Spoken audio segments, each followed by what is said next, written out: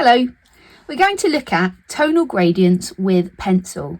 So you may have noticed a little number at the bottom of your pencil and wondered what that is for. And in previous videos, we've spoken about how the higher the number, the softer the graphite and the darker the mark. To get started, before we create some pencil drawings, it's a really good idea to test out your pencils and see the different tonal variation you can achieve just by applying pressure with your pencil. So if you don't have a full set of pencils, please don't worry, you can still create some pretty amazing work just with a HB pencil, 2B pencil, a standard pencil that you might have in a set. I'm going to just show you what the H gradients look like. So if you remember, in previous videos we have had a go at creating a tonal grid. So this was done with one pencil. Just by applying pressure, I created a darker mark. This is a great exercise to try, just to remind yourself of what you could achieve with tone. So my H pencil, I'm just going to show you, it's a very hard graphite. Okay, so when I press even quite hard, I'm still getting a really dark mark. I'm going to move on to the 2H. You see this one says 2H there. Slightly darker and also really precise line because it is so hard. Doesn't blend easily. 3H.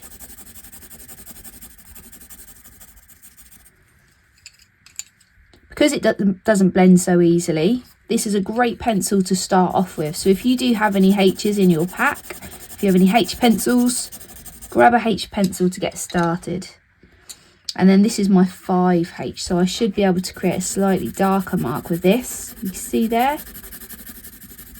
And again, it doesn't blend easily. Nice. Okay, then onto my B's. I start with my HB, and you know, this is a great little pencil because you can achieve some really light tones and some really dark tones just by adjusting your pressure. See this? HB is sort of a standard grade pencil, one that you'll find in most sets. And then my B, slightly darker. My 2B.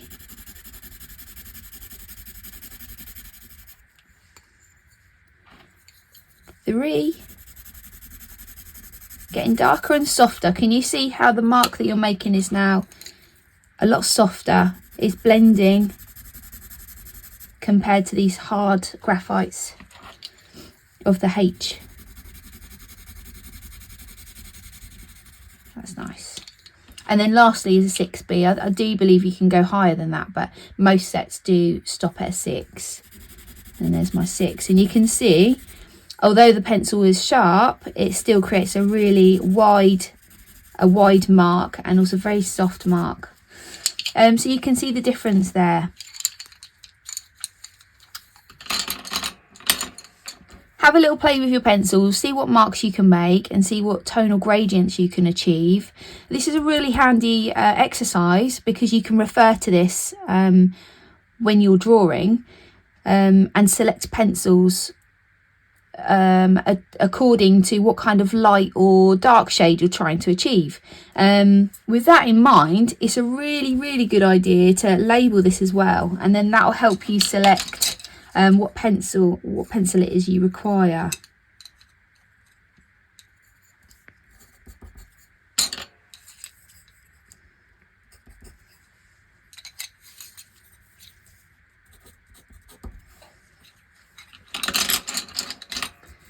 Okay, once you're finished with your experimentation with tone and tonal gradients, move that to one side, but again, keep it nearby so you can refer to it.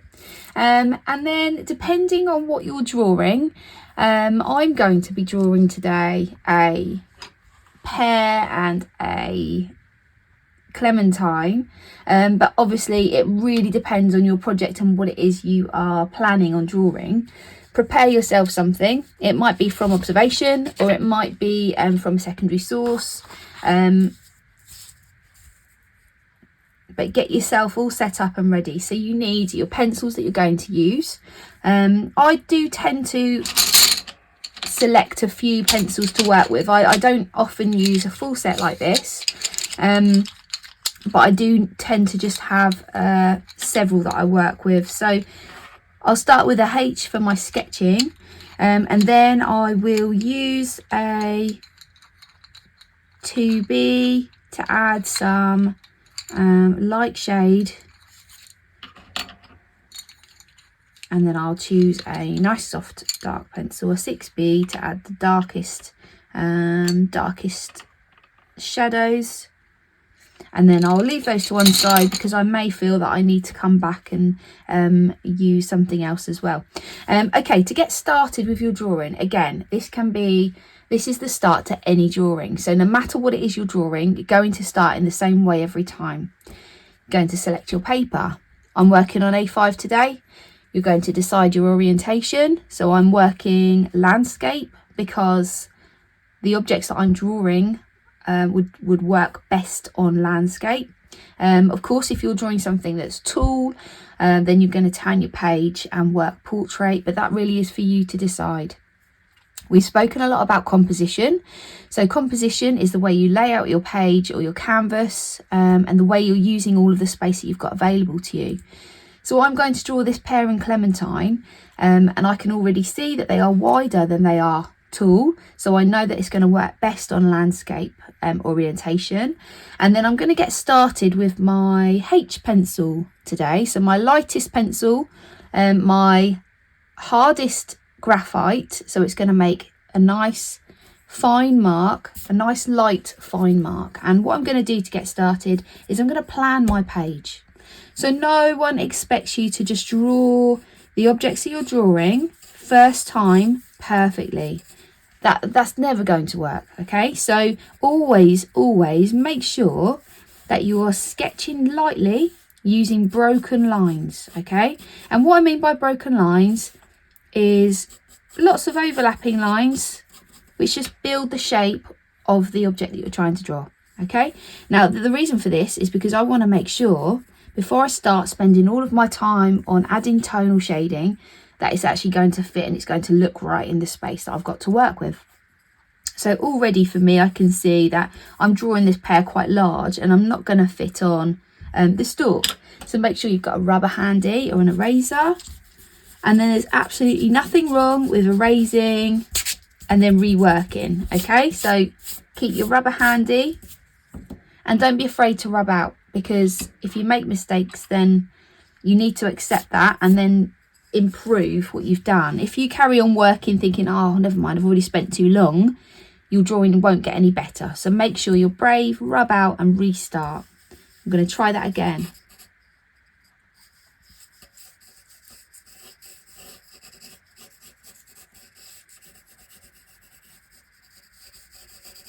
Okay, you're also going to notice that although I can't see the entire pear, I am still drawing the entire pear, and this is just going to help me get the shape of the pear right. So I'm not going to sort of just cut off where this leaf is overhanging. I'm just going to draw until I get the shape of the objects correct.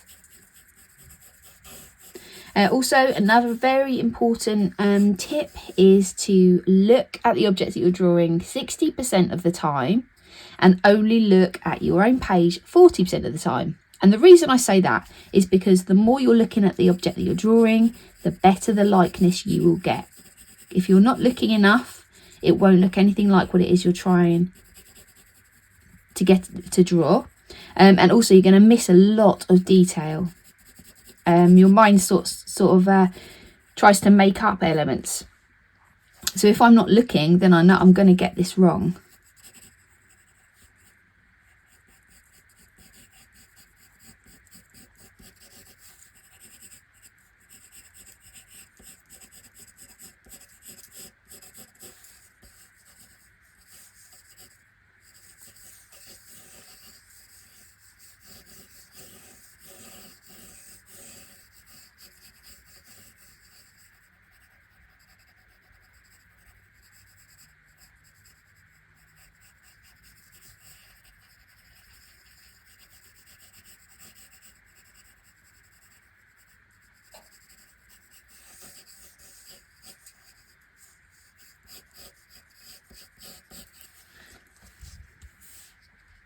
Okay, that's my rough sketch. You'll see that it doesn't look like a realistic pear and clementine because I haven't added any detail yet.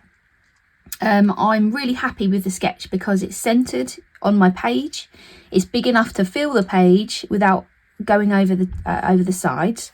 And now you'll notice as well that because I'm looking 60% of the time, I'm getting the proportion right as well. So I'm getting everything in the right place.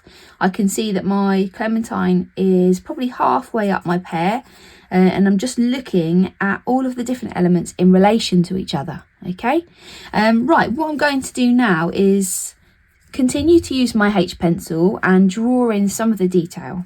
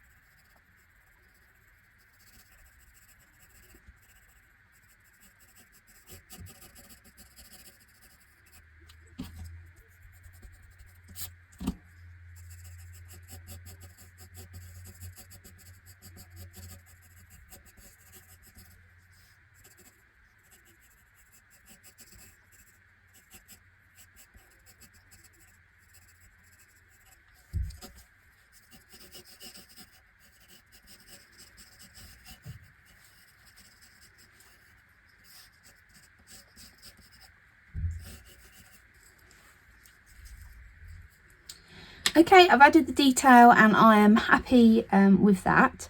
The next thing I'm going to do is look at the texture of the objects I'm drawing. So no matter what it is you're drawing, always look at the texture and think about how you're going to capture that using mark making.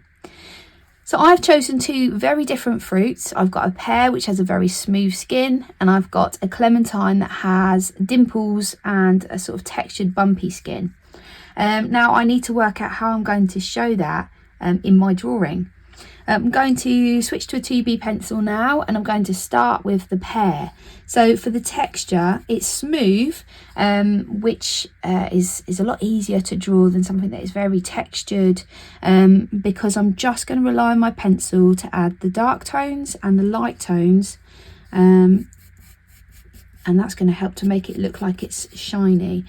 So I'm just looking now at where the light is on the pear. I've got some light here where my lamp is hitting the side of the pear here, and then that's created a shadow around the back of the pear. So I'm just going to use my 2B pencil to show that. I'm drawing a round object, a spherical object, so I'm going to make sure that my shading is rounded. It's following the object round. If I try to shade very flat, it's not going to work very well. It's going to make it look very flat and 2D. So I'm going to just bring my shading round to follow the shape of the pear.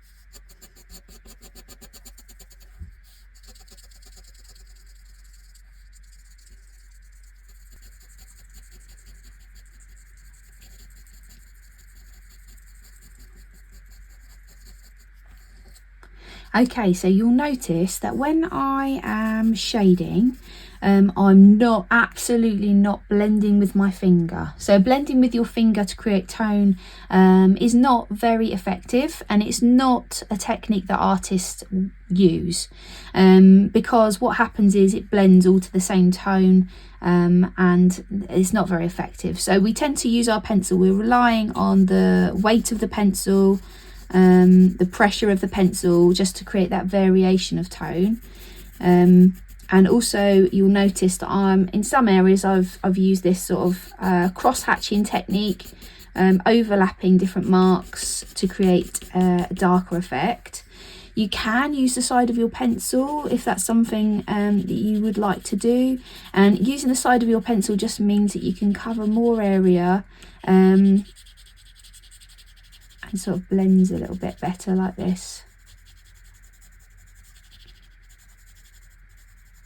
Well, that takes a little bit of practice. I tend to use the point of my pencil, and I'm just looking really carefully at this pear and looking at where the light is. So absolutely refer to your tonal grid, your tonal variation practice, and you can also use an eraser to create any highlights as well. So make sure you do and experiment with that. I'm just going to continue on this pear.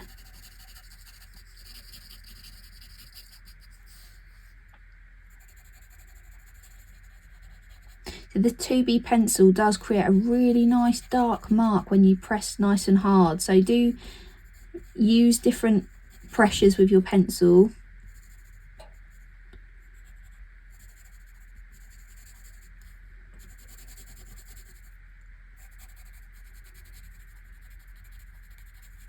And looking really carefully at all of the different textures, even in the stalk there.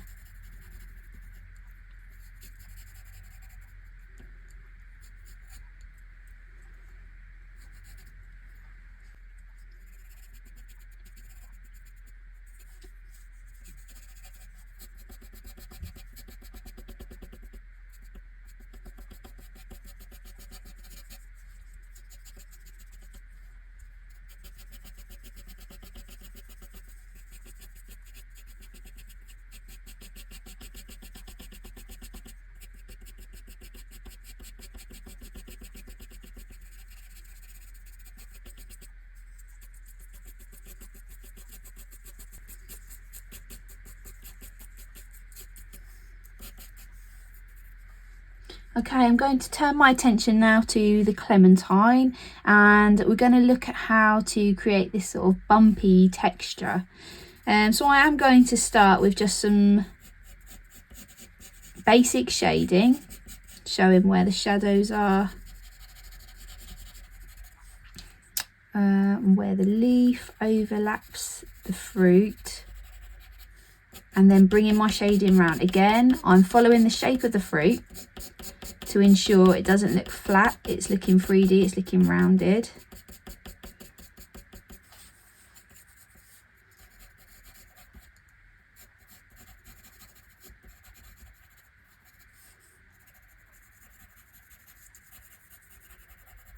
And that those leaves are cast a shadow on the top of the fruit as well, so I'm making sure I'm adding all of that in.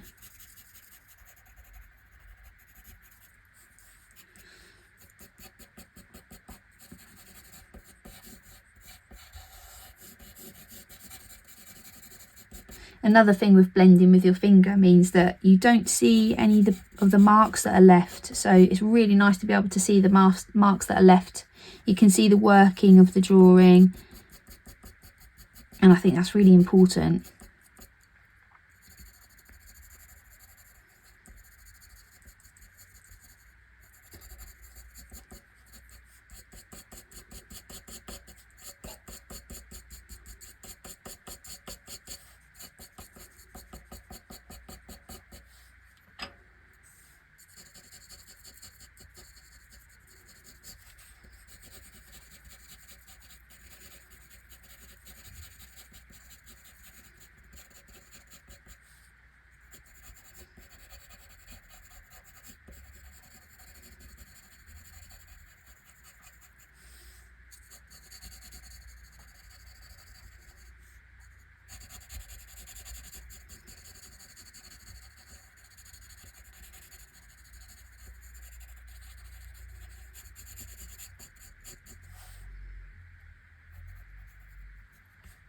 Okay, let's try and replicate this texture now. So you can see it has lots of sort of little dimples. So we're going to just draw those in. I'm going to stick with my 2B for this, and I'm not going to draw perfect circles. I'm not going to give it freckles, but I'm going to draw just some tiny little marks, like irregular shapes, like this.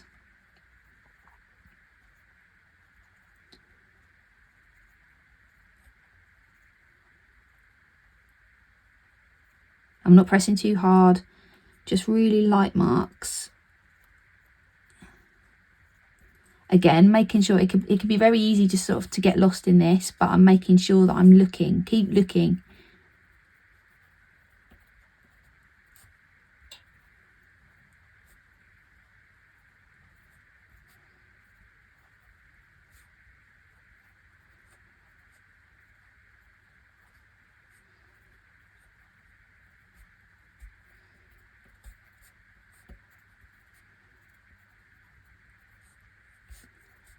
And then you can see where the lights hit it as well, it's created sort of a shadow around each one of these little dimples. So I'm going to try and replicate that with my pencil.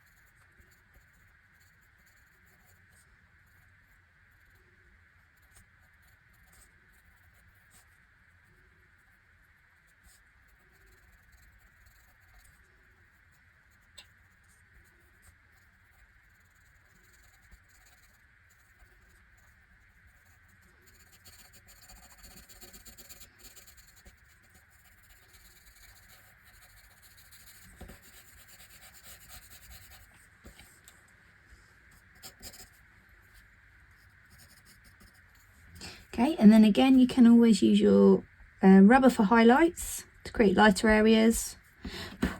I can see that the light is hitting this clementine just here, so I'm just going to make sure that's the lightest area.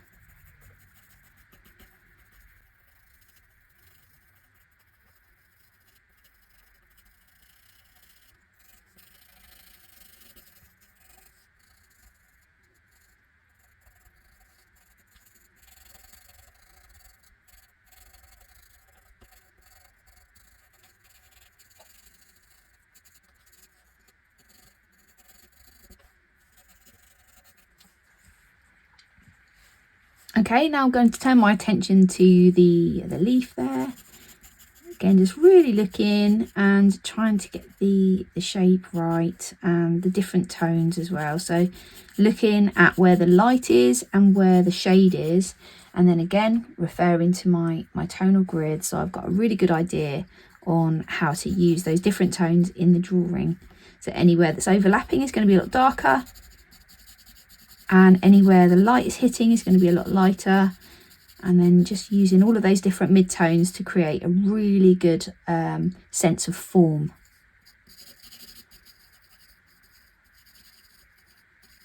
Okay, now these leaves have got a lot of marks on them, so I'm going to try and replicate them with my nice hard graphite pencil, my H.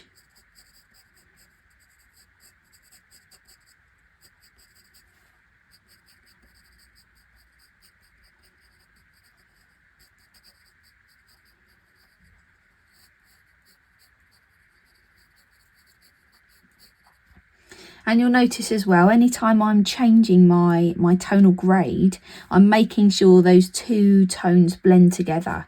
There shouldn't be any thick black outline. There should be no lines at all. We're blending out to make it into a form. It needs to look 3D. It needs to look like what it is you're drawing. If you start with a really dark line around the edge and then you fill in with the mid-tones, you don't blend, it's going to make it look very flat. If you begin to notice that your pencils start to get a little bit blunt, make sure you give them a sharpen. Always keep a nice sharp point on your pencil. Okay, my drawing is starting to look quite good. So what I'm going to do now is just make sure you don't have to do this, but I'm just going to rub out some of the lines that I don't want there. Some of the early lines that I made. I'm going to just get rid of those. And like I say, you don't have to do that. You can keep your marks that you make on the page. I'm just being a bit selective with what I keep and what I get rid of. Okay, now what I'm going to do with my 6B pencil, this is my darkest pencil that I have. I'm going to try and add some darker tones to create a sense of depth. So I'm going to look at the objects that I'm drawing really carefully and look at where those darkest areas are with my nice sharp pencil. Going to add those in.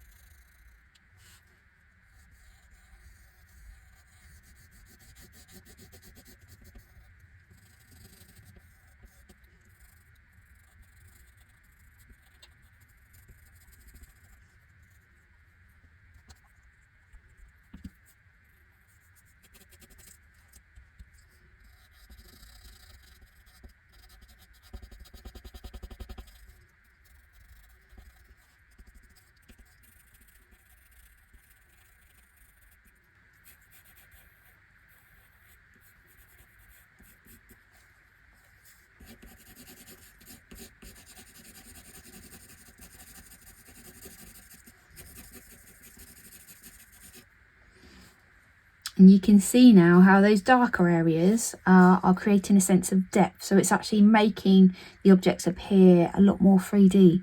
I'm going to turn my attention now to the shadows that they're casting on the tabletop. And I'm going to just really lightly, with my 6B pencil, I'm just going to really lightly shade the marks that I can see.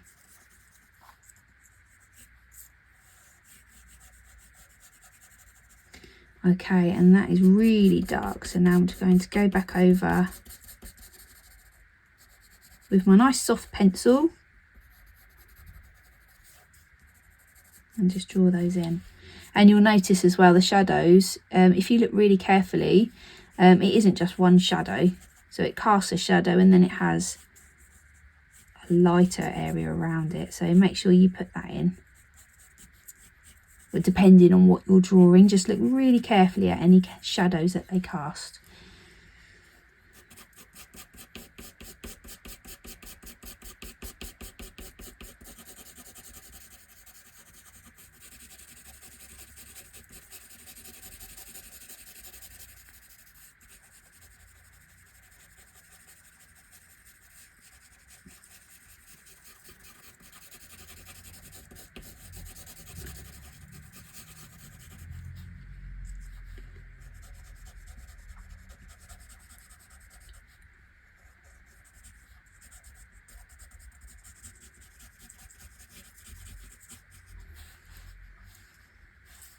And then I am going to just put in a horizon line as well.